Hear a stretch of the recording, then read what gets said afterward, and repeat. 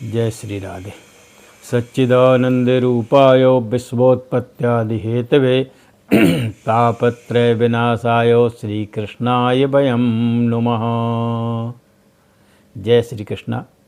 होलिका दहन क्यों किया जाता है, होलिका क्यों जलाई जाती है? तो भागवत में सप्तम स्कंद में आया है हिरण्यकशिपु का चरित्र। हिरण्यकशिपु की द्वारपाल जय विजय भगवान के द्वारपाल थे। सनकादियों के श्राप के कारण वो राक्षस बने, राक्षस कुल में राक्षस बने। कश्यप ऋषि के पुत्र थे। दिति के गर्भ से हिरण्याक्ष और हिरण्यकशिपु का जन्म हुआ था। हिरण्यकशिपु लोभ का अवतार है, अहंकार का अवतार है। हिरण्याक्ष का वध भगवान ने 12 अवतार में से किया था और पृथ्वी को ऊपर लेके आए थे। इसके बाद 12 भगवान ने हिरण्यकशिपु को बहुत दुख हुआ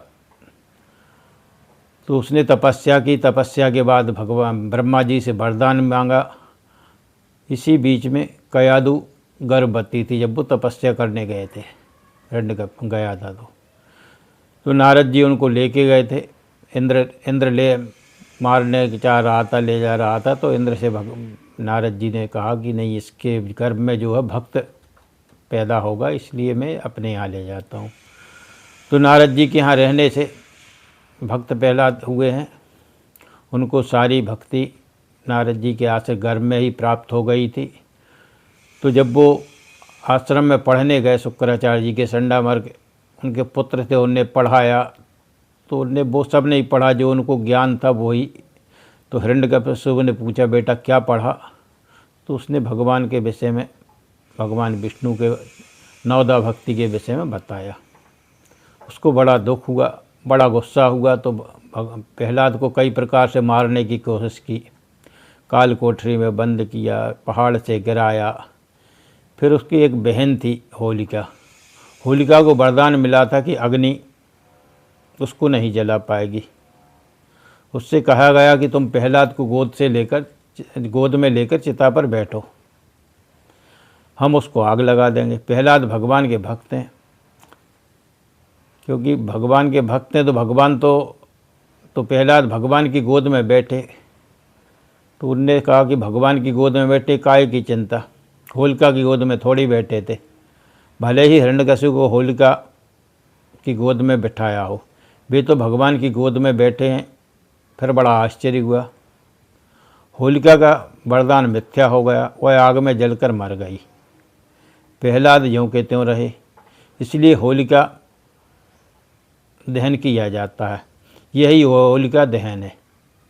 से आध्यात्मिक शक्ति को समाप्त करने का कोई कितना ही प्रयास करे, यह समाप्त नहीं हो सकती। कितने साम्राज्य और चले गए, भौतिक शक्तियों वाले स्वयं समाप्त हो गए, लेकिन आध्यात्मिक शक्ति समाप्त नहीं हुई। तो इस प्रकार से होलिका दहन किया जाता है। अब आगे होलिका दहन के दिन पड़ रहा खग्रास चंद्रग्रहण। फाल्गुन शुक्ल चतुर्दशी संवत 2082 2 मार्च 2026 को लगने वाला खग्रास चंद्रग्रहण खग्रास चंद्रग्रहण भारत में दिखाई देगा और इसका स्पर्श काल है 9:57 कब? 2 मार्च को।